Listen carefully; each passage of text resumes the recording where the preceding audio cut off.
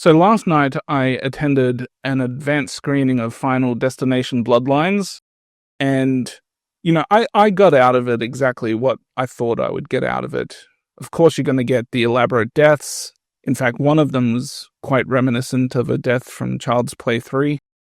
But, these movies, I guess that's all you really need to do. Just come up with some crazy elaborate death for pretty much every person in the movie. And that's all you need. Like, you don't really need to worry too much about character development because these characters, they're getting offed pretty fucking quickly. Tony Todd's in the movie, which is great to see. Unfortunately, he looks like he's knocking on death's door in the movie. And of course, as we all know, he has passed. He's pretty much the one person who was he in every single Final Destination? If not, he was in almost every single one. Do you remember? I don't. I feel like there's he did pop in and pop up in some of them, but I've only seen the third movie once, for instance, and pretty sure I've only seen the fourth movie once too. So yeah, I'm not surprised. I mean, we saw from the images in the trailer that he was looking a bit.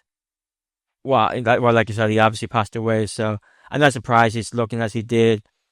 So I'm hoping he was able to add a little bit of something, but sometimes that type of thing happens when you're hoping to get one final performance in. Yeah. The only character I can remember who kind of showed up in multiple movies was Ali Larter's character, who was in the original and she came back for the second. But of course, people are going to say the original is the best movie because ultimately it came first.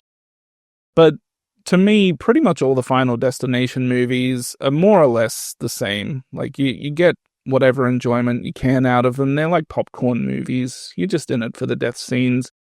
And this new one, Bloodlines, has a pretty good opening sequence.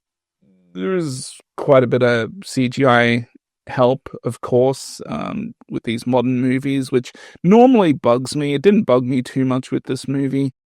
But yeah, it's pretty decent. I think it's worth checking out if you like Final Destination.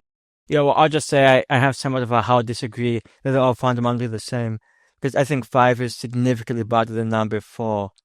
And I would argue 5 is also significantly better than number 3. In fact, I would say the 5th movie is better than the 4th movie, to be entirely honest. I probably should have watched the Final Destination movies before watching this new one. Like, of course, I've seen them all, but I just don't remember them vividly. The only ones that I kind of remember are the original, because I've seen that one quite a few times. I did see the third one in theaters, which I know a lot of people tend to hate on, but I thought it was fine. Like I said, to me, they're all more or less similar. Of course, one might be a bit better than the others, but I don't think there's any movies in the series where one is terrible and one is fantastic. They're all kind of around between that 6 to 8 out of 10 type range.